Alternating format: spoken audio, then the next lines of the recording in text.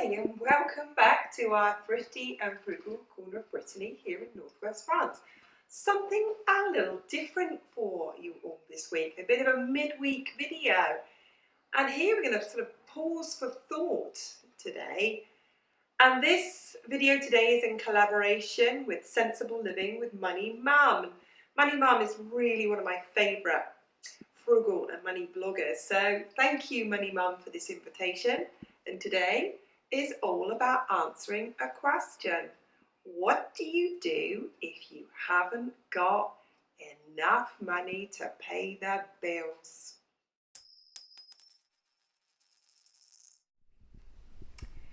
So, you're in a situation where money is so tight, everything squeaks. What do you do? Well, what would I do? I'm just going to stick to what I would do. And what I do first is I prioritise what has to be paid. Now, we live debt and mortgage free, but let's assume that I do have housing costs.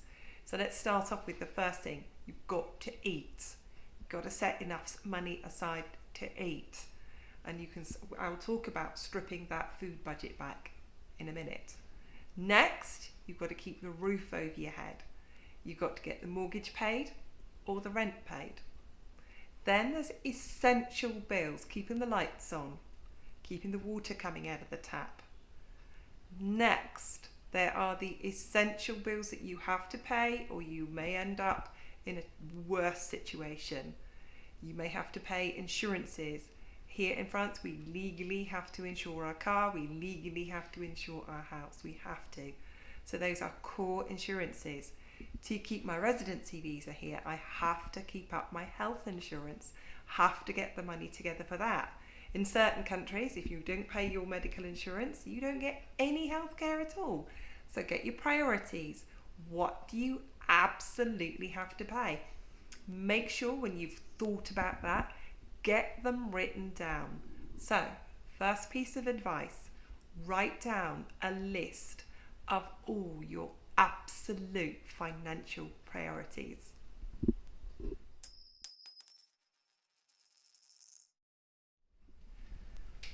I'm going to be straight with you and say I've never rented, so I can't really give any advice on renting, but I am going to talk about mortgage payments, and I'm going to talk from experience here. Mike and I have had times in our lives where we have been very, very skint.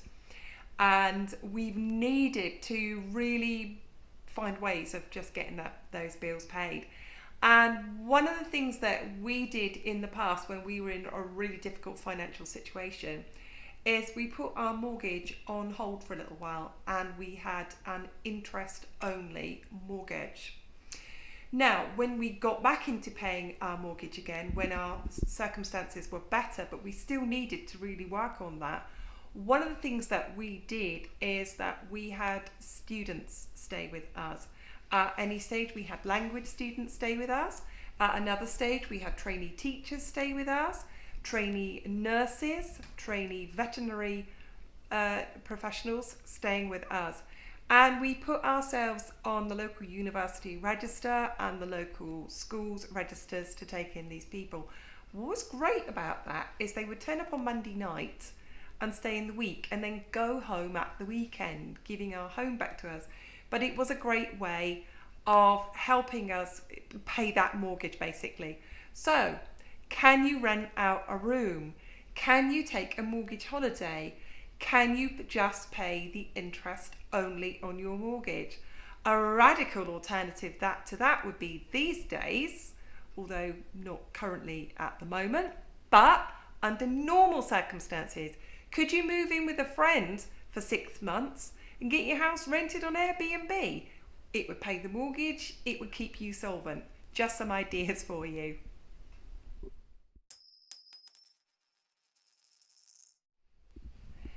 An absolute essential is obviously you've got to eat.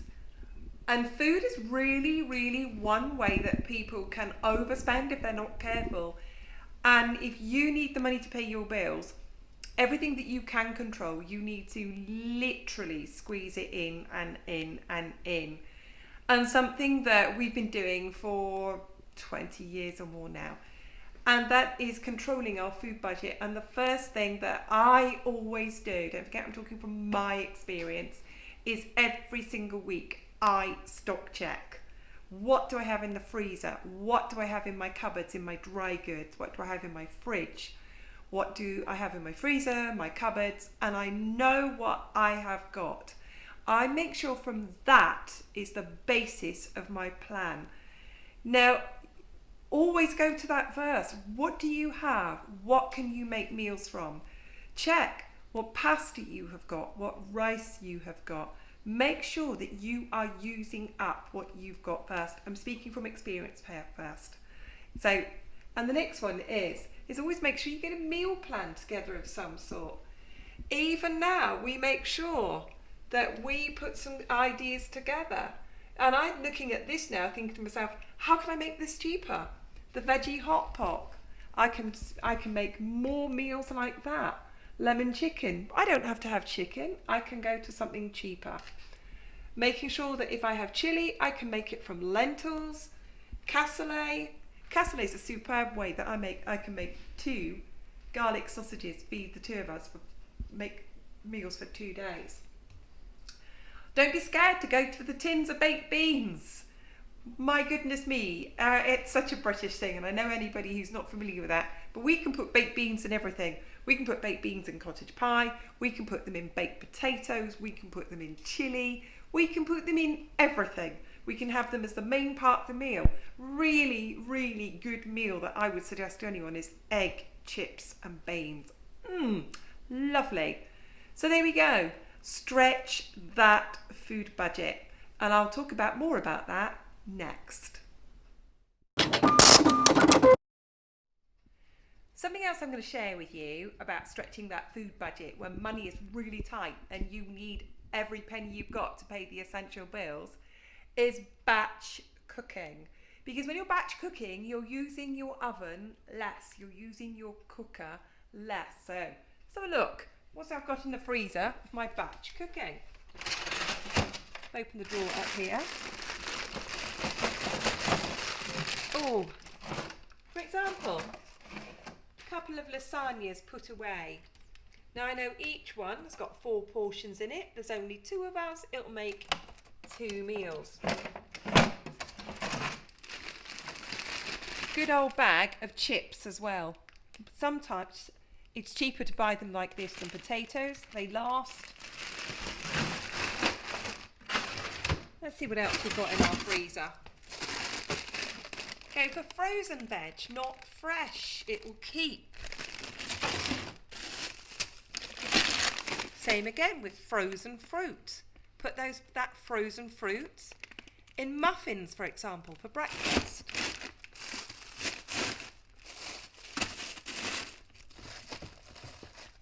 Have things like chili con carne tucked away in plastic bags in the freezer. Just when you make it, make some more and freeze it. And finally, going into the bread. If you can get to the supermarket at the end of the day when bread is going really cheaply, fill your freezer up with it. You can always make sandwiches, keep you going.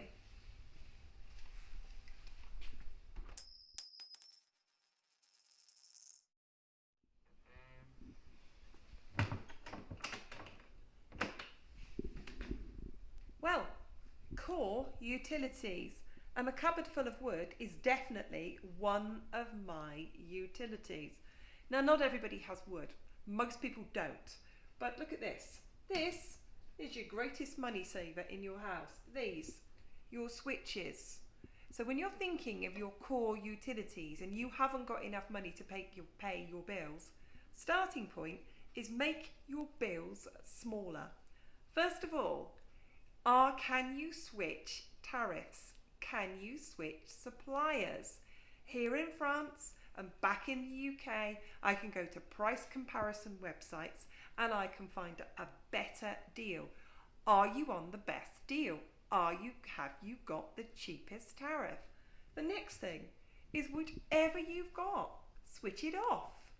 So when you think of water, don't flush the toilet if you don't need to. I won't go into any details there in case I offend anybody, but don't flush the toilet if you don't need to. When you have a shower, first of all, it comes through cold. Save that water in a bucket, use it to flush the lavatory. Take short showers. Get in, get washed, get out. Don't loiter. Don't leave lights switched on. If you have your freezer and it is not full, and you can go to the supermarket and they do have bread, almost giveaway prices, buy lots of bread. Get your containers, your plastic milk containers, fill them up with water, get them in your freezer. The less air you are freezing in your freezer, the better it will work. You've got rooms in the house that you're not using. Just shut them down for a while.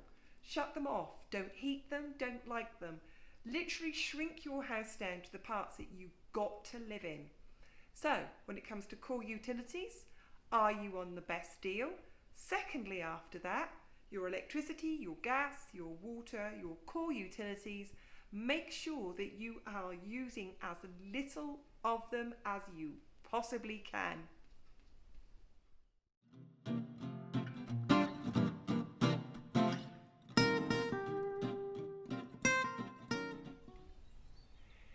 One of those essential costs that you've got to have is transport, and I'm going to share some experiences with you. At one stage in our life, we had, I would call, a decent car, and we are now sitting in our cheap car. What we did when we needed the money is we downgraded our car. So that's one idea. That's something we've definitely done. Something else that we have done is we have car shared.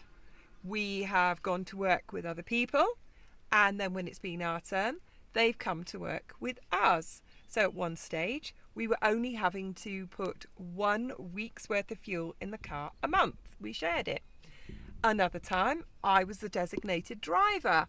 I picked up colleagues on the way to work, and they gave me some fuel money. It effectively paid for the fuel for the car. So there's some ideas. Can you downgrade your car? Can you get a cheaper car? Can you lift share? Another one would be, can you do without a car? Some people, some places, they can do without a car. As a family, in the 25 years that Mike and I have been together, we've always had one car between us. So that means we have organised ourselves. One has dropped the other off to work and then gone on their way to work. Or one has gone to do what they need to do, the other one stayed at home, or we've gone together. Can you do with one car? Doesn't work for everybody. I always suggest only, this is for me, it's not telling anyone else, oh, get rid of a car or let the car share. These are just ideas of what have worked for us.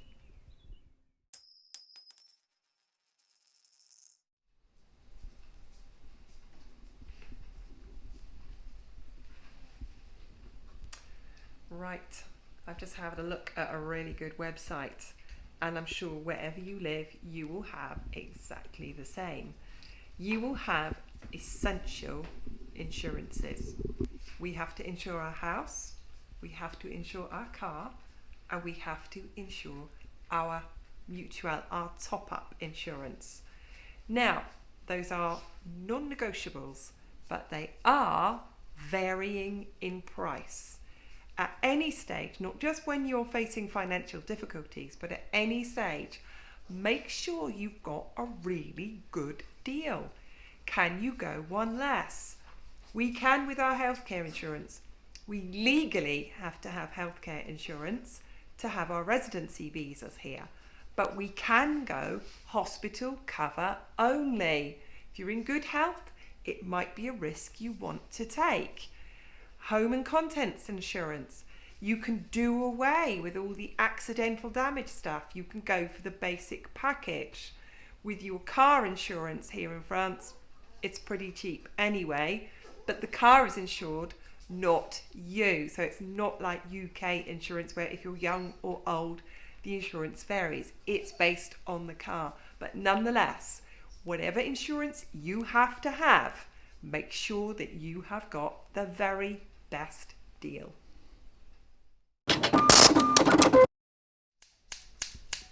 Now, I'm going to talk about all the things that you can cut out. We've pretty much cut them out anyway, so I'm going to talk from personal experience. All the things that we cut out so we can pay the bills. We don't eat out, we don't order food, we don't buy ready food, we don't buy clothes that we don't need. So yes, I buy new shoes, yes, I buy new underwear, but anything else I've got, it can do. And this is what I do when I think I want new clothes. I go up to my bedroom, I open the drawers. If there's clothes in there, that's when I reconcile myself to the fact that I don't need any. I look down on my feet. Have I got a pair of shoes on them? If I have, again, I don't need any. I walk to my fridge, to my freezer, I open it up and I see food in there. I don't need to order any food. I don't need to go out and eat. And there's lots of other things I don't need either. I don't need paid subscriptions for television, for example. I could get away with not having, for example, a landline telephone. Many people already have. I can get away and I could get rid of my television package, for example. That €36 a month could just go. So, back to my scissors for the visual aid. Think about all of those things that if you're broke, or if in my case, if I'm broke, all the things that I can cut, anything that isn't essential to paying the core bills, the core insurances, feeding us and keeping a roof over our head, they can be cut, they can go.